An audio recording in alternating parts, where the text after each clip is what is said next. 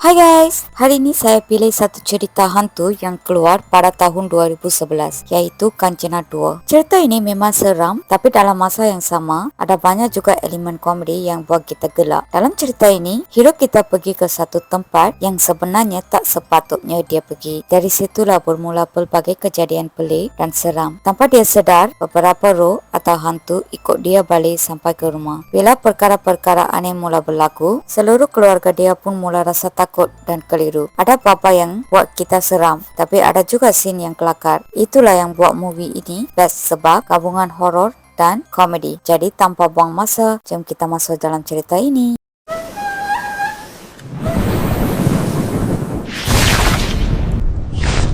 Dalam scene permulaan, kita nampak seorang ibu dengan anak dia tengah jalan kat tepi jalan, sebelah satu kawasan ground kosong. Tiba-tiba anak dia macam tertarik pandang ke arah ground tu. Tapi ibu dia terus marah, anak itu suruh jalan cepat-cepat macam ada sesuatu yang tak kena. Dari situlah kita dah boleh rasa vibe seram dia start masuk. Dalam scene lain pula, kita nampak seorang perempuan tengah sidai baju. Tiba-tiba shawl merah dia terbang ke arah kawasan ground kosong itu. Perempuan itu pun terus lari masuk kawasan itu, ambil balik shawl dia. Lepas tu dia terus balik rumah macam biasa. Tapi pada malam itu, benda seram mula jadi. Masa dia tengah tidur, dia rasa macam ada orang kacau. Siap tarik kaki dia, cepat-cepat menuju ke kawasan itu. Memang creepy gila, tapi tiba-tiba dia bangun, rupa-rupanya semua cuma mimpi. Lepas tu dia nampak ibu dia duduk sebelah dia dan dia pun ceritakan semua yang jadi. Ibu dia macam faham apa yang sebenarnya berlaku. Tanpa buang masa, ibu dia terus ambil shawl merah itu dan campak balik ke arah ground kosong itu. Yang lagi seram, tak lama selepas itu, shawl tu terus tarik masuk ke dalam tanah. Dari situ memang kita tahu tempat tu bukan tempat biasa. Ini pula watak utama dalam movie ini. Nama dia Raghawa. Dia ni jenis suka main kriket dengan kawan-kawan dia masa lapang. Tapi walaupun nampak macam berani, sebenarnya Raghawa ini penakut gila dengan hantu. Sampai tak boleh tidur dengan seorang-seorang. Pada satu malam, Raghawa dengan anak abang dia tengah sembang pasal keceritaan tu. Budak itu pun tahu pakcik dia ni penakut. Jadi dia sengaja cerita benda-benda seram nak menakutkan dia. Memang menjadi Raghawa terus panik dan lari, siap lompat dekat ibu dia suruh dukung. Scene tu memang kelakar habis. Lepas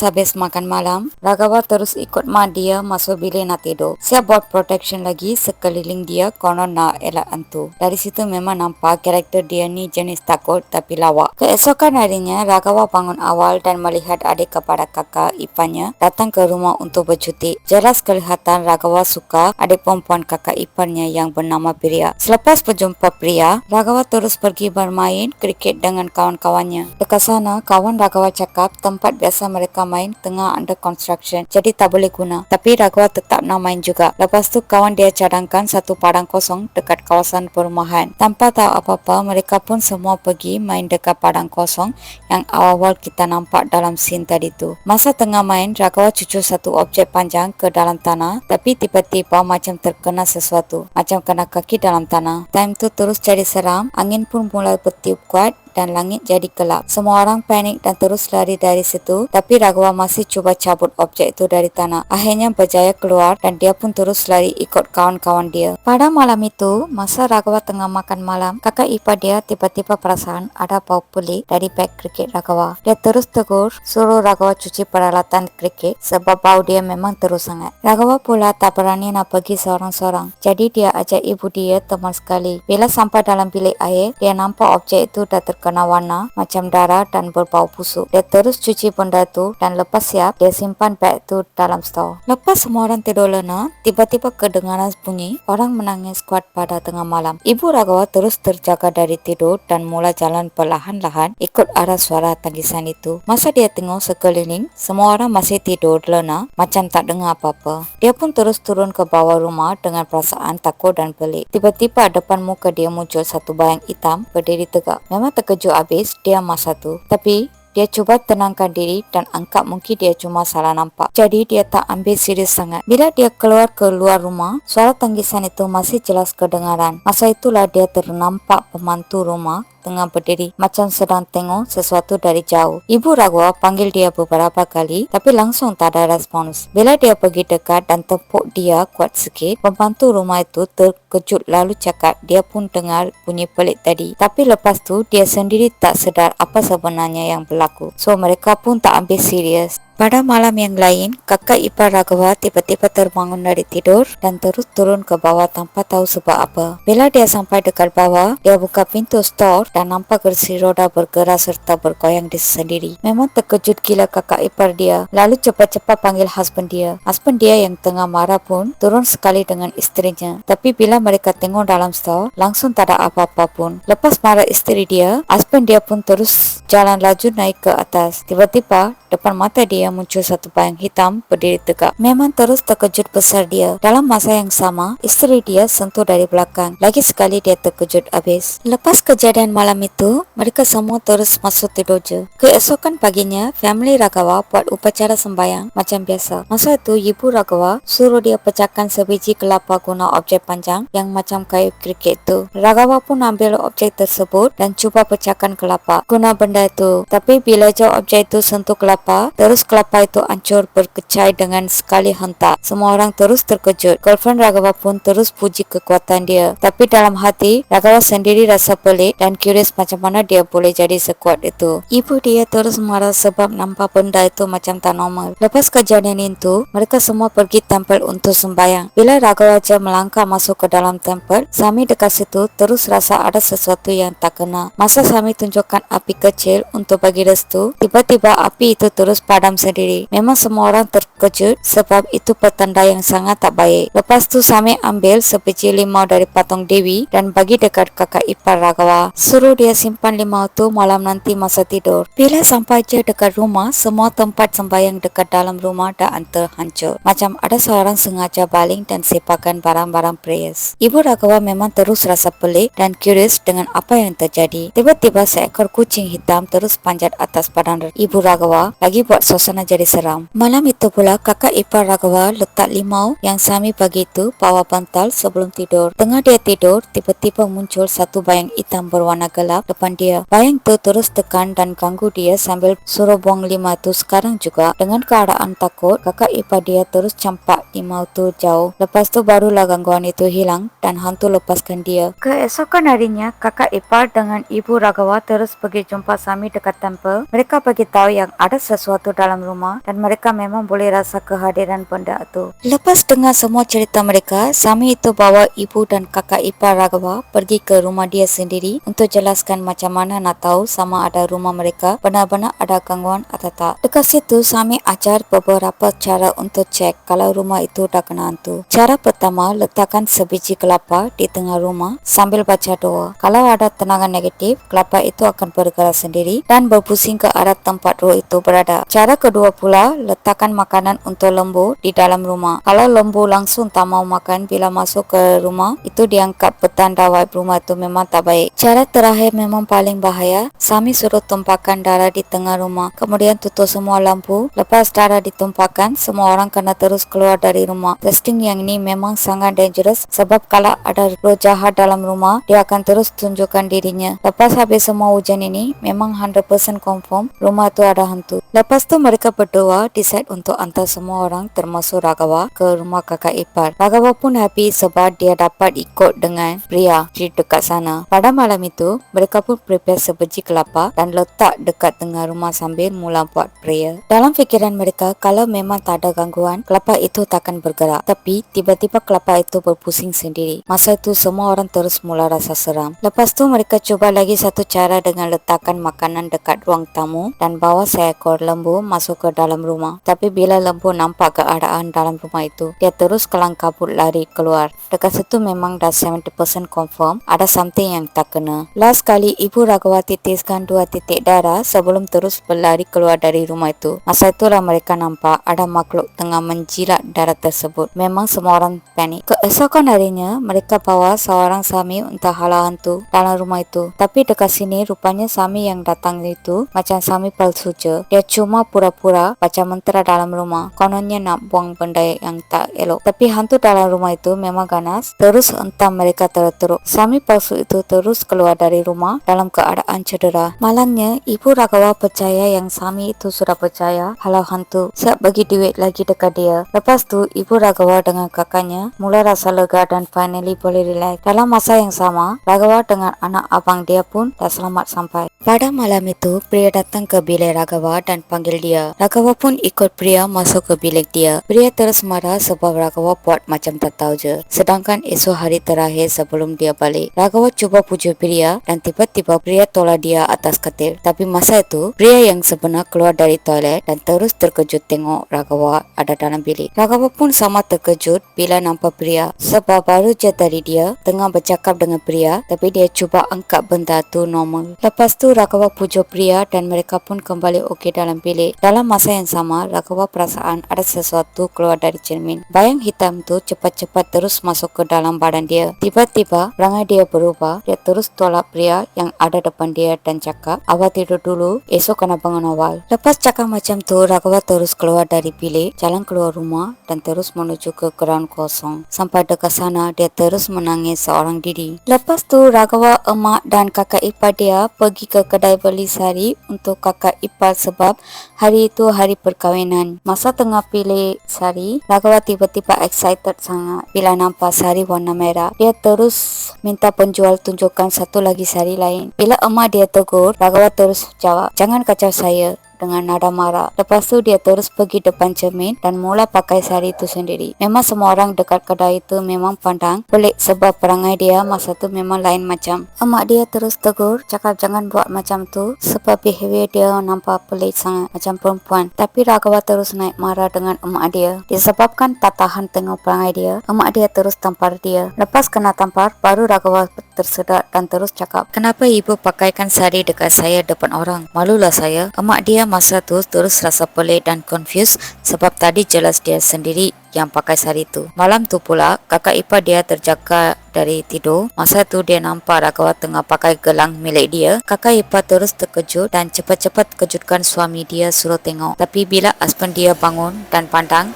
dekat situ langsung tak ada sesiapa. Lagi pelik, Ragawa rupanya tengah tidur elok dalam bilik dia sendiri. Keesokan pagi, awal-awal lagi masa kakak ipar dia nak pergi mandi, tiba-tiba Ragawa panggil dia dan minta guna bilik mandi sebab heater bilik air dia rosak. Kakak ipar pun pergi je, tapi masa tu dia terlupa yang dia ada tinggalkan serbuk kunyit dalam toilet. Dia pun tunggu dekat luar sampai Ragawa siap keluar. Lepas Ragawa keluar je, kakak ipar terus masuk dan terkejut bila nampak serbuk kunyit itu dah digunakan untuk mandi. Masa tu dia terus rasa ada something wrong sebab biasanya serbuk kunyit macam tu perempuan je guna untuk jaga kulit dan bagi nampak cantik. Disebabkan makin pelik dengan perangai Ragawa, dia terus telefon husband dia dan cerita semua benda yang jadi. Bila husband dia balik rumah, dia terus marah kuat sebab dah banyak sangat benda pelik berlaku. Ibu Ragawa pun terus setuju sebab sejak kebelakangan ini perangai Ragawa memang makin berubah. Siap pernah pakai sari dekat kedai lagi. Lepas tu kakak ipar dia bagi cadangan, malam ni kita letak lagi serbuk kunyit dalam toilet dan tengok apa yang sebenarnya berlaku. Semua orang pun setuju sebab dah terlalu banyak benda pelik jadi. Malam pun sudah sampai, baru je Ragawa masuk rumah, abang dia terus suruh dia pergi mandi dulu sebelum makan. Ragawa pun tanpa banyak soal terus masuk bilik air. Dalam masa yang sama, semua ahli keluarga senyap-senyap pergi ke belakang rumah untuk tengok apa yang jadi. Bila mereka intai, memang semua orang terus terkejut. Ragawa rupa-rupanya tengah sapu serbuk kunyit dekat muka dia sambil senyum seorang diri depan cermin. Masa tu memang jelas sangat yang ada sesuatu tak kena sebab anak lelaki mereka tiba-tiba berkelakuan macam perempuan. Semua orang tengok terus kaku dan tak tahu nak react macam mana. Lepas mandi, Ragawa pun duduk makan macam biasa, tapi abang dia mula rasa pelik, terus tanya macam-macam, kenapa pakai gelang, kenapa mandi dengan serbuk kunyit dan semua tu. Memang jelas sangat rupa Ragawa dah lain, cara cakap pun lembut macam perempuan. Ragawa pun jawab selamba, "Semua cerita ni korang dah tahu ke?" "So just leave it." Abang dia makin risau, terus pegang bahu Ragawa sambil tanya, "Apa jadi dekat kau ni?" Tiba-tiba Ragawa naik marah, dia tak suka langsung bila lelaki sentuh dia, terus dia jerit kuat, suasana terus jadi tegang. Dalam sekelip mata, muka dia berubah jadi menyeramkan macam hantu. Tanpa bagi peluang, Ragawa terus tampar abang dia dengan kuat. Abang dia terus jatuh pengsan kat situ. Bila mak Ragawa cuba pujuk dia, tiba-tiba dia bercakap lain macam. Suara pun bertukar-tukar sekejap macam perempuan, lepas tu jadi suara lelaki Hindi, lepas tu suara budak kecil pula. Memang lain gila vibe dia, macam bukan dari dia langsung. Lepas tu entiti dia pun hentam 3 orang dekat situ. Memang chaos terus. Dalam keadaan itu dia cakap, jangan kacau saya akan keluar dari padan dia bila nama saya dah habis. Sirius meremang dengar, macam ada lebih dari satu benda dalam padan dia. Keesokan harinya, ibu dan abang Raghawa masih rasa takut. Jadi mereka banyak duduk dalam bilik sembahyang sepanjang hari. Lepas berbincang, mereka pun buat keputusan untuk bawa Raghawa ke tempat penghala roh. Mereka tak beritahu perkara sebenar dan hanya mengajak Raghawa ikut sekali. Tapi bila sampai sahaja di tempat itu, wajah Raghawa terus berubah dan dia mula engat masuk. Tidak lama kemudian, Bomo datang sambil membaca mantra dan menaburkan serbuk ke atas badan Raghawa. Tiba-tiba, roh hitam yang dikatakan mengganggunya keluar dari tubuh Raghawa. Pada malam itu, di sebuah hotel, seorang lelaki dan seorang wanita sedang berjalan di koridor menuju ke bilik mereka. Tiba-tiba mereka mula rasa seperti ada sesuatu yang sedang memerhati dan mengganggu mereka. Suasana jadi semakin menyeramkan dan kedua-duanya mula ketakutan. Secara tiba-tiba, satu tangan muncul dari arah bilik berhampiran dan menarik lelaki itu masuk dengan kuat. Wanita tersebut yang terkejut terus lari dari situ kerana terlalu takut. Apa yang lebih mengejutkan, kejadian itu sebenarnya dikaitkan dengan Raghawa. Kita nampak Raghawa yang ada kat situ. Pada masa yang sama, Raghawa mula rasa tidak selesa dan terganggu kerana Bomo sedang menjalankan upacara doa di rumah. Tidak lama kemudian, Raghawa datang ke rumah dan mula menakutkan para pembantu Bomo. Akibat terlalu takut, semua pembantu Bomo melarikan diri, meninggalkan Bomo itu bersendirian. Bomo tersebut kemudian meneruskan upacara dan menyiram air suci ke atas badan Raghawa. Lepas tu roh yang dikatakan mengganggunya mula menunjukkan reaksi dan akhirnya keluar dari tubuhnya. Bomo lalu tanya, kenapa kamu masuk dalam badan Raghawa dan siapa sebenarnya kamu? Ketika itulah roh tersebut mula menceritakan kisahnya. Roh itu memperkenalkan dirinya sebagai Kancana. Menurut ceritanya, semasa hidup dahulu, Kancana merupakan seorang wanita transgender. Menurut cerita roh tersebut, Kancana sudah dibuang oleh keluarganya sejak kecil kerana identitinya sebagai transgender. Hidupnya sangat susah dan tidak mempunyai tempat tinggal. Namun, seorang lelaki Muslim yang baik hati telah membenarkan tinggal di rumahnya. Lelaki itu juga mempunyai seorang anak lelaki yang mempunyai autisme. Walaupun hidup serba kekurangan, Kancana tidak pernah berputus asa. Dia terus menjaga seorang lagi remaja transgender dan membiayai pelajarannya sehingga berjaya menjadi seorang doktor. Selepas mengumpul wang selama bertahun-tahun, Kancana membeli sebidang tanah dengan impian membina sebuah hospital yang menyediakan rawatan dan ubat-ubatan percuma kepada golongan yang memerlukan. Namun, impian itu musnah apabila seorang ahli politik mengambil tanah tersebut tanpa kebenarannya. Kancana yang marah pergi ke rumah ahli politik itu untuk mendapatkan penjelasan. Malangnya, keadaan bertukar menjadi tragedi apabila Kancana, lelaki Muslim yang pernah membantunya, dan anak lelaki tersebut dibunuh oleh kumpulan yang terlibat. Ketika nyawanya hampir berakhir, Kancana dikatakan bersumpah bahawa dia akan membalas dendam terhadap mereka yang telah menghancurkan kehidupannya. Lepas kejadian itu, ketiga-tiga mayat mereka dibawa dan ditanam di tanah yang pernah dibeli oleh Kancana untuk membina hospital impiannya. Selepas mendengar keseluruhan kisah Kancana, Bomo itu mula berasa simpati, tetapi tetap mau menghentikan gangguan yang berlaku. Dia kemudian menjalankan satu upacara dan mengkurungkan roh Kancana ke dalam sebuah mangkuk kecil. Selepas itu, Bomo mengikat seutas tali khas pada tangan Raghawa sebagai perlindungan dan berpesan supaya tali tersebut tidak ditanggalkan walau apa-apa pun berlaku. Mangkuk yang mengandungi roh itu kemudian buang ke laut. Pada masa yang sama, ahli politik yang terlibat dalam kematian Kancana mendapat tahu bahawa roh tersebut masih menyimpan dendam terhadapnya. Kerana takut akan keselamatannya, dia segera mendapat bantuan seorang Bomo lain. Selepas menyiasat, Bomo tersebut mencadangkan supaya mayat Kancana yang mangsa-mangsa lain dibakar dengan sempurna bagi menamatkan gangguan ini. Orang-orang bawahan ahli politik itu segera pergi ke kawasan tanah tersebut dan menggali semula jasad yang telah ditanam. Mereka kemudian membawa jasad itu ke tempat pembakaran. Namun, Raghawa yang berasa kasihan terhadap Kancana tidak sanggup melihat perkara itu berlaku. Dalam keadaan emosinya bercampur baur, dia mengambil keputusan untuk menanggalkan tali yang diikat oleh bomoh tadi. Sebaik saja tali itu dibuka, lalu Kancana berjaya melepaskan diri dan sekali lagi memasuki tubuh Raghava. Selepas bebas, Kancana terus menuju ke lokasi pembakaran dan menghalang semua yang terlibat. Satu demi satu mereka melarikan diri dalam ketakutan. Akhirnya Kancana berjaya berdepan dengan hali politik yang menjadi punca segala tragedi yang menimpanya. Dalam kemuncak cerita ini, Kancana akhirnya membalas dendam terhadap individu yang dianggap bertanggungjawab atas penderitaan Selamat. Selepas semua kejadian itu berakhir, roh Kancana akhirnya keluar dari tubuh Raghava dan mula menemui ketenangan. Raghava yang kini memahami pengorbanan dan impian Kancana merasa sangat tersentuh dengan kisah kehidupannya. Dia membantu membina hospital yang pernah diimpiankan oleh Kancana dan turut membawa individu yang pernah dibantu Kancana sehingga menjadi doktor untuk menguruskan hospital tersebut. Akhirnya impian Kancana untuk menyediakan rawatan kepada masyarakat dapat direalisasikan. Dengan itu kisah mereka pun berakhir. Oke guys, itu saja movie review untuk kali ini. Harap korang semua enjoy dan suka dengan review saya. Kalau korang suka video macam ni, jangan lupa tekan like, subscribe and aktifkan sekali loceng notifikasi supaya tak terlepas review-review filem yang akan datang. Saya akan upload lagi banyak movie review menarik selepas ini. Terima kasih sebab sudi menonton sampai habis. Jumpa lagi dalam video seterusnya. Bye guys.